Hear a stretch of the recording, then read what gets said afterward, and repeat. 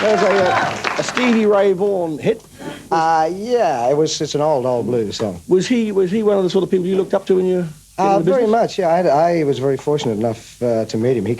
I had a lot of success in Texas in the early 80s, and Stevie was just starting out in Texas around late 70s, early 80s, and he came to a lot of my shows, and he actually encouraged me to play, you know. He said, you should really get into guitar, so... Well, in your younger days, who are sort of your heroes? Who do you model yourself on? Actually, Johnny O'Keefe, I think, more than anybody else. As a kid, I got a chance to... Like 10, 11 years old, I was doing television in Queensland. A lot of rock and roll shows come up there, and I got to be around people like Jolie Lewis and Chuck Berry and Gene Vincent. But O'Keefe was my idol. He was just the best I ever saw. Yeah. Of course, he was around the time you also had Max Merritt and the Meteors were big then. Johnny Devlin was big then. That's right. Yeah. Well, it was a real rock and roll era. I mean, you know, the shows would have 6, 8 acts on the show on a night, and we all travelled together. I did shows with people like Cole Joy and O'Keefe and. As a kid, and we would go up on the train up to Queensland and play all the gigs. And so did Gil, the drummer. He was a child drummer, and he played on all the shows as well. So you do the rock and roll train? Yeah, occasionally, yeah. But in those days, there were child protection laws, and so they had to keep changing my name everywhere I went. So I became known as Little Rock Allen. You know?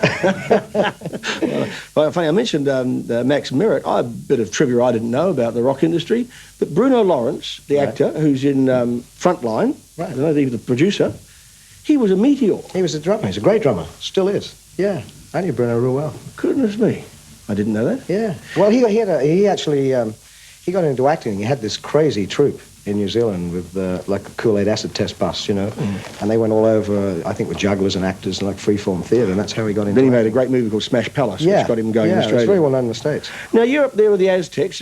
How long since you guys had played together before this year? 20 years. 20 years? Yeah, 20 years. So what do you think of old rockers never dying?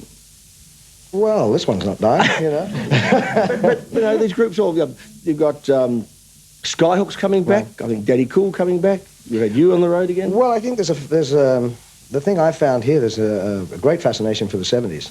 I think the 60s has pretty much been done to death, and I think Australians are starting to discover there was a lot of music went down here in the early 70s and mid-70s. Before disco hit, before the dance glam bands came out, there was a lot of music and a lot of significant festivals like Sunbury and you know, we did shows in Melbourne. We had 200,000 people at the Maya Music Bowl, and nobody really knows about any of that. And I get a lot of people coming up at the gig saying, boy, we've heard this and heard that. Tell us about the 70s, you know. Yeah. So, I mean, we didn't plan to get back together. This album has been so successful. It's top 20 this week. And we had like 8,000 people wrote to a Melbourne newspaper and started calling the radio stations. So where are we playing? So we've done a gig in Melbourne, one in Adelaide, Darwin, Brisbane. Yeah. And we're at Salinas on Friday. On Friday, all right. Heading back to Los Angeles?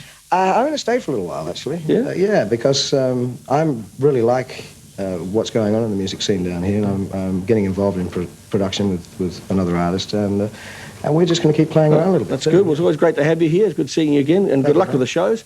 Would you please thank Billy Thorpe.